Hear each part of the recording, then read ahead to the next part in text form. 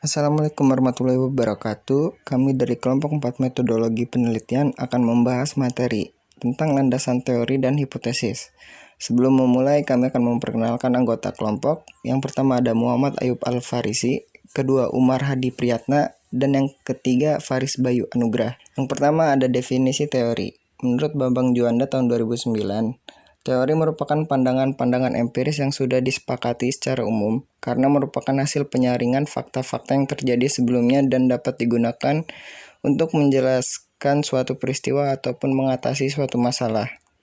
Yang kedua, menurut Kerlinger tahun 1978, teori adalah seperangkat konstruk atau konsep, definisi, dan proposisi yang berfungsi untuk melihat fenomena secara sistematik melalui spesifikasi hubungan antar variabel sehingga dapat berguna untuk menjelaskan dan meramalkan fenomena.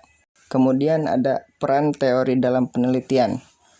Peran teori dalam penelitian kuantitatif adalah menjadi faktor yang sangat penting dalam proses penelitian, karena teori digunakan untuk menuntun peneliti menemukan masalah, menemukan hipotesis, menemukan konsep-konsep, menemukan metodologi, dan menemukan alat analisis data. Kemudian landasan teori sangat penting dalam sebuah penelitian, karena seorang peneliti tidak bisa mengembangkan masalah jika tidak memiliki referensi yang mendukungnya. Teori juga dikembangkan sebagai usaha mencari jawaban pertanyaan penelitian.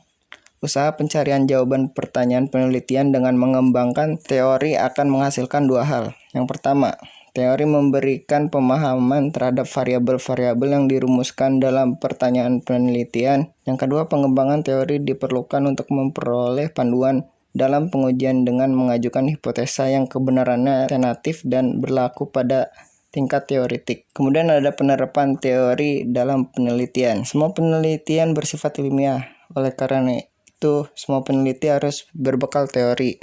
Dalam teori kuantitatif, teori yang digunakan harus sudah jelas, karena teori di sini akan berfungsi untuk memperjelas masalah yang diteliti, sebagai dasar untuk merumuskan hipotesis dan sebagai referensi untuk menyusun instrumen penelitian.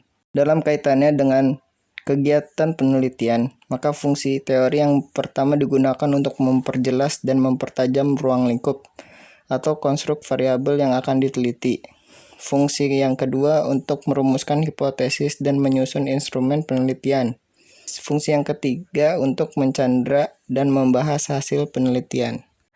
Selanjutnya yaitu kerangka berpikir. Menurut Umaskaran dalam Sugiono 2010 mengemukakan bahwa kerangka berpikir merupakan model konseptual tentang bagaimana teori berhubungan dengan berbagai faktor yang telah diidentifikasi sebagai masalah yang penting. Kerangka berpikir yang baik memuat hal-hal sebagai berikut. Yang pertama, variabel yang akan diteliti harus dijelaskan. Yang kedua, diskusi dalam kerangka berpikir harus dapat menunjukkan dan menjelaskan hubungan antar variabel yang diteliti. Yang ketiga, diskusi juga dapat menunjukkan dan menjelaskan apakah hubungan antar variabel itu positif atau negatif, berbentuk simetris, kausal, dan interaktif atau timbal balik.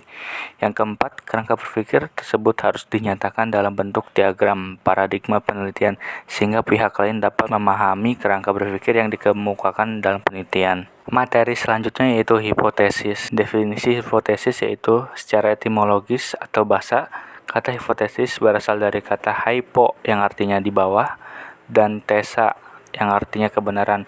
Jadi hipotesis secara etimologis berarti kebenaran yang masih diragukan. Syarat hipotesis yaitu menurut Borg dan Gall dalam Suharsimi ada 4 persyaratan bagi hipotesis yang baik, yaitu yang pertama, hipotesis hendaknya merupakan rumusan tentang hubungan dua atau lebih variabel. Yang kedua, hipotesis yang dirumuskan hendaknya disertai dengan alasan atau dasar-dasar teoretik dan hasil penemuan terdahulu. Yang ketiga, hipotesis harus dapat diuji. Yang keempat, rumusan hipotesis hendaknya singkat dan padat. Selanjutnya itu formulasi hipotesis. Ada 2 jenis hipotesis menurut Suharsimi Arikunto, yaitu yang pertama, hipotesis nol atau hipotesis nihil atau hipotesis nul dalam notasi. Hipotesis ini dituliskan dengan H0 adalah hipotesis yang meniadakan hubungan sebab akibat antar variabel, yang artinya selisih variabel pertama dengan variabel kedua adalah nol atau nihil. Selanjutnya hipotesis alternatif atau hipotesis kerja. Dalam notasi hipotesis ini ditulis dengan HA. Hipotesis alternatif adalah penerjemahan hipotesis penelitian secara operasional. Statistik sendiri digunakan untuk langsung menguji hipotesis alternatif, akan tetapi digunakan untuk menolak atau menerima hipotesis nol. Hipotesis alternatif dibedakan menjadi dua, yaitu hipotesis terarah dan hipotesis tidak terarah. Selanjutnya ialah format hipotesis. Berdasarkan tingkat eksplanasinya, ada 3 macam hipotesis, yaitu hipotesis deskriptif, hipotesis komparatif, dan hipotesis asosiatif.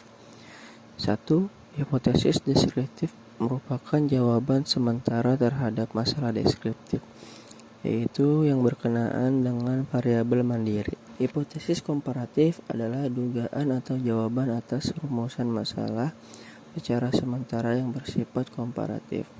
Rumusan masalah pada hipotesis ini bervariabel yang sama, walaupun jumlah populasi atau sampelnya tidak sama atau keadaan yang terjadi berkelainan waktunya.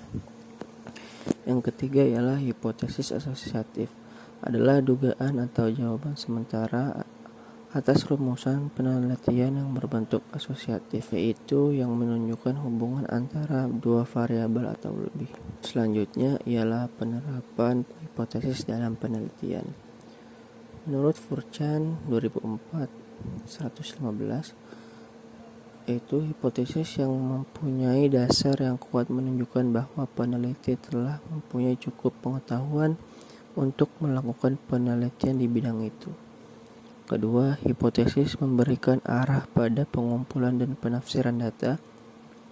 Hipotesis dapat menunjukkan kepada peneliti prosedur apa yang harus diikuti dan jenis data apa yang harus dikumpulkan. Dan sekian materi dari kelompok 4. Kurang lebihnya mohon maaf. Wabillahi taufiq wal hidayah. Wassalamualaikum warahmatullahi wabarakatuh.